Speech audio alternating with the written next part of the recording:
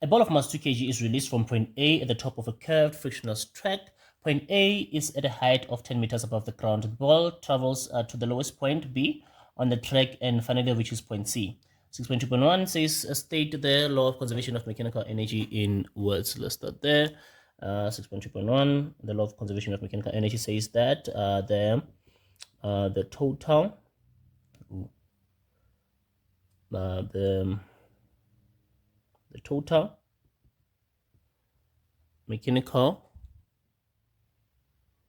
the total mechanical energy in an isolated system is conserved. The total mechanical energy in an isolated system is conserved. Okay.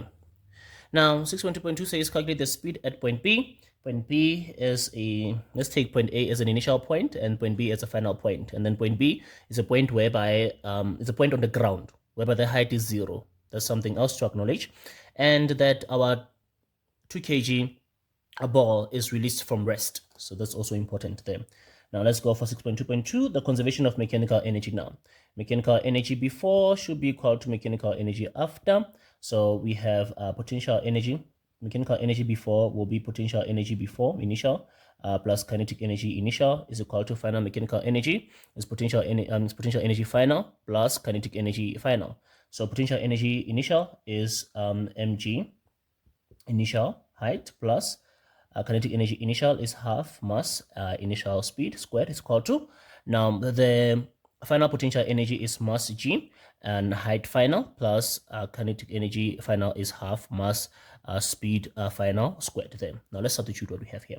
The mass is 2, g is 9.8, the height before at point A, that will be 10 plus half, the mass is 2 again, and it's released from rest, therefore the speed before is 0, and then the mass again is 2, g is 9.8, and then the height at point B is 0 there because that's the ground, that's the point on the ground, and then plus half, the mass is 2 again, and we are looking for the final speed there at point B when it gets down there. Okay, now on our calculator we have 2 multiplied by 9.8 multiplied by 10.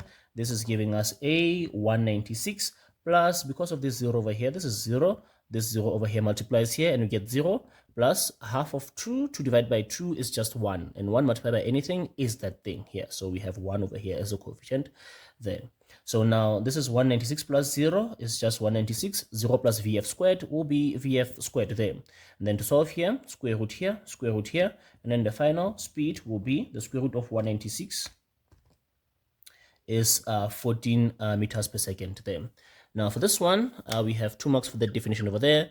Formula, substitution on the left, substitution on the right. The whole substitution must be correct. That whole substitution must be correct on the right hand side. And then the answer there with the correct SI units there. Okay. Okay, for 6.2.3 says calculate the height of point C above the ground if the speed of the ball at point C is half the speed at point B. Now here we are going to use the conservation of mechanical energy again, but our initial is still A, but then our final is C. So we'll be focused at C, knowing that the speed at point C here will be 7, which is half of 14. So we are told that the speed at point C is half of that of point B. So now we have a speed of 7, which is half of 14 there. That's what we have there. So we must calculate the height there at point C there. Okay. Now, once again, the mass of the ball is 2, g is 9.8, initial height before at A is 10 plus half, the mass is still 2, initial speed of 0 at point A is equal to, now we have 2, the mass g 9.8. Now this time we're looking for the height there, and then at point C plus half, and then this the mass is 2 and the speed there at point C is 7 there. Don't forget to square that there. Okay, so here we have 196 plus here we have 0 is equal to 2 multiplied by 9.8 over here, 2 multiplied by 9.8, giving us a 19.6. We have 19.6 multiplied by that height that we're looking for, plus half multiplied by 2 multiplied by 7 squared, giving us here a 49 there. Then to solve this here, we are going to transpose that 49 over to that side there. So we are going to be having 196 minus 49 is equal to 19.6 H. And then here we have 196 minus 49, giving us a 147 is equal to 19.6, the height that we're looking for. To solve here, divide by 19.6, divide by 19.6, and our height will be 147 divided by 19.6, giving us a 7.5 meters there of height there.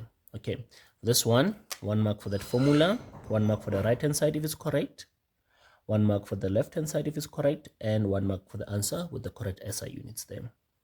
Watch out to write the meters there. Usually we calculate in speed, so usually we have meters per second, so one might write meters per second here without noticing that this time it's height, so it must be in meters. Okay.